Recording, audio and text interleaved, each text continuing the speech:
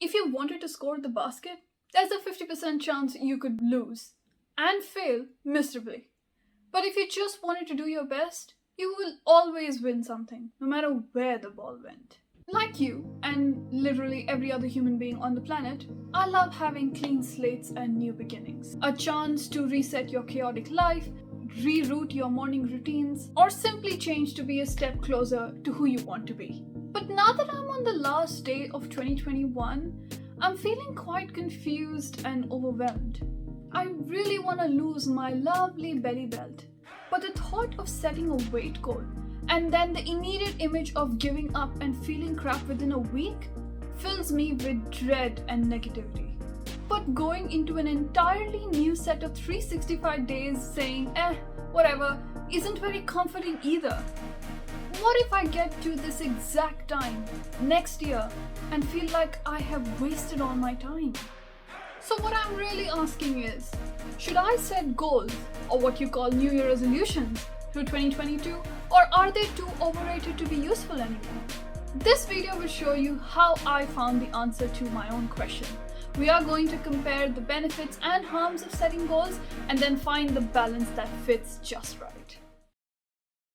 My first proper New Year resolutions and goals started in middle school as an ingrained career-driven habit that I inherited from my family. I want to be in the top 3 in my final exam. Yeah, this was 8th grade me. I don't even remember being in the top 10. This was also the time I was starting to become conscious about my weight and appearance, and that kick-started years worth of obsession with setting weight loss goals. It's kind of obvious why I had to make so many plans. I never stuck with a single one of them. And there is evidence to show that goals can do more harm than good. Author and researcher at Harvard, Max H. Bazerman, published his research on goal setting in 2009. He said that setting goals can increase the chances of unethical or unhealthy attempts to achieve them. Simply put, if you start to feel the pressure of not being able to achieve your goals, you stand the risk of taking shortcut methods or wrong methods to try and achieve them. In my scenario, that would be weight loss medications or crash diets that would just destroy my body. What I've personally noticed is that when you set goals like, I want to lose 12 kgs in this year, or I want to score 95 this year, you conveniently forget how much of this is actually out of your control. I set out to do Zumba hardcore in March 2020, hoping to get that quarantine glow up. But was discovering a foot injury that banned me from dancing ever in my control? No. How hard the exam paper is that year, what the mood is of your examiner that's marking your paper, are all those factors in your control? No. This lack of control is the crux to my aversion to setting goals next year. And it gets deeper. James Clear, in his bestseller of the 21st century, Atomic Habits, points out that having hard and specific goals to hyper-focus on can suck the fun and learning experiences that the journey can actually provide. And this adds to the anxiety I feel when I think about setting goals for 2022. I have set so many goals over the past few years, gotten so stressed about not meeting them, fulfilled my own prophecies by giving up, and now I associate any goal with that negative feeling. And I just don't want to go down that lane anymore. And over the years, I have been piling on the weight, both in literal and metaphorical sense. I took up learning shorthand, gave that up in a week. Tried to get rid of my coffee addiction. Tried, failed, and not trying anymore. So what does this mean? Should I just abandon all my goals altogether?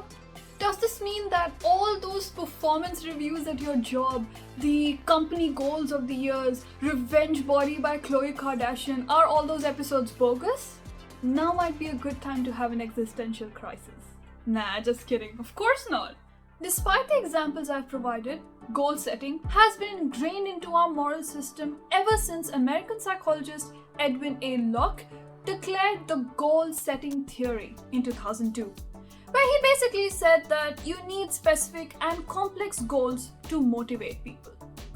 Goals give you direction and add purpose into your everyday life. It's what you look at when you've had a bad day and all you want to do is break that no movies streak that you've been maintaining for 6 weeks. It is a reflection of the kind of person you want to become. And setting up the goal automatically sets up the journey that gives you the skills for you to add into your self-improvement inventory.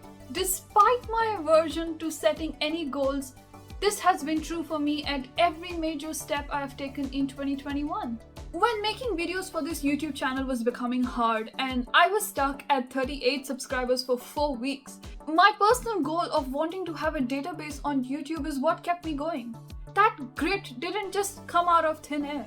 Every year, I'm trying harder and harder to push my grades up from where I had scored highest last. So then it kind of implies that I did have a goal to score higher than my highest mark so far, or at least in general terms, keep excelling academically. So even though I didn't think I had any goals set up for 2021, I did unconsciously set up what I want and my steps to get there. So now we're at a stalemate. We know that goal setting has a tangible benefit and it has helped me in some sectors. But that same goal setting has messed with my confidence in being able to achieve in other sectors.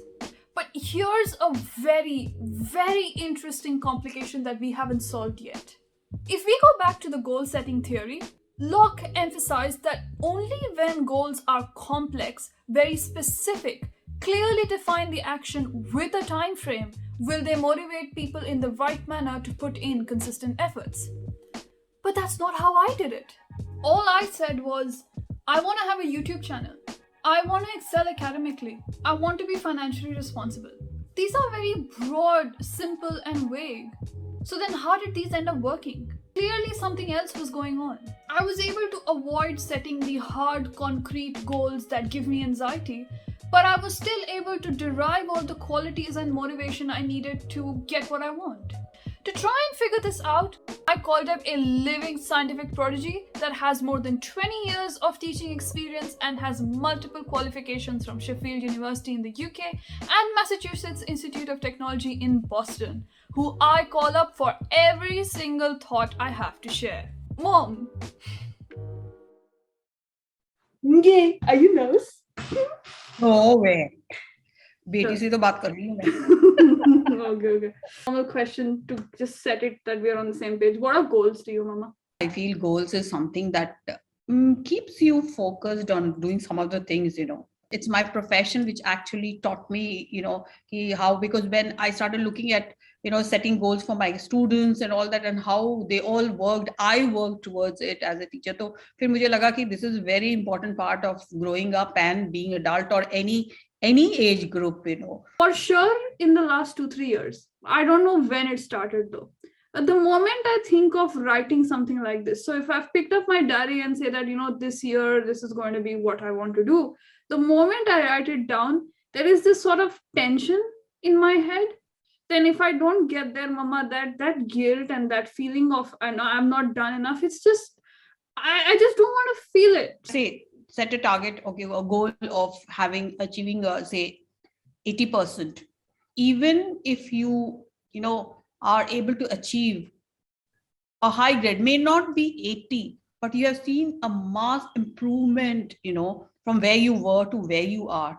That in itself is achieving a target. Okay, you cannot, that number need not be struck as 80 means 80 hi aana chahiye. You have made that progress. So that progress is achieved.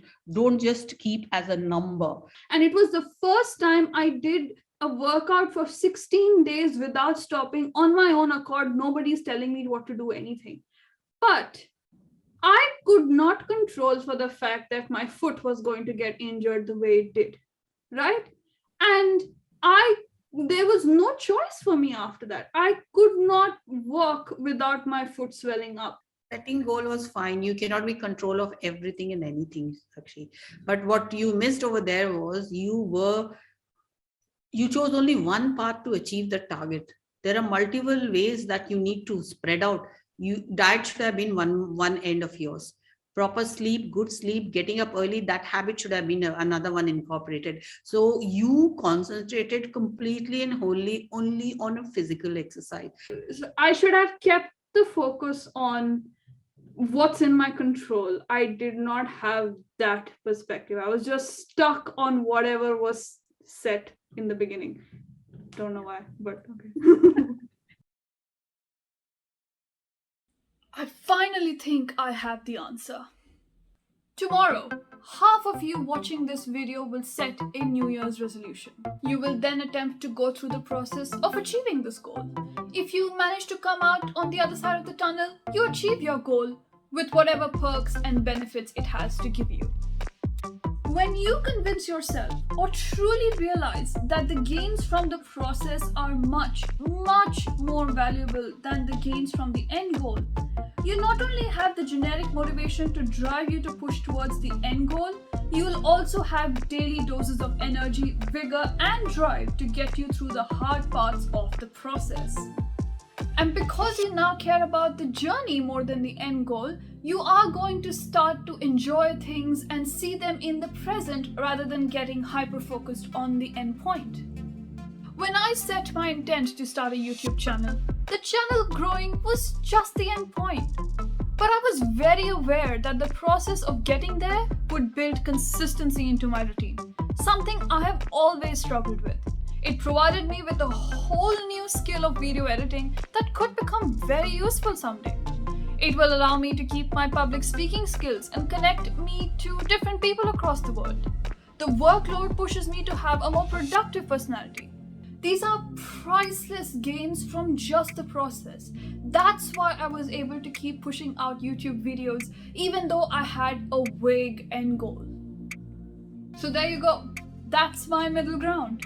Choose goals that you can wholly control and shift your perspective to see more gains from the process. In the end, my question had a very simple answer. The cliche, journey is sweeter than the destination. But this entire path of dissecting my goals and ideas just shows that no matter how complicated or intricate you are, your answer probably lies in simple ideas and proverbs that are right in front of your eyes. So will I be setting goals for 2022? Yes. And what are they going to be? Well, all you have to do is hit that subscribe button, sit back and watch.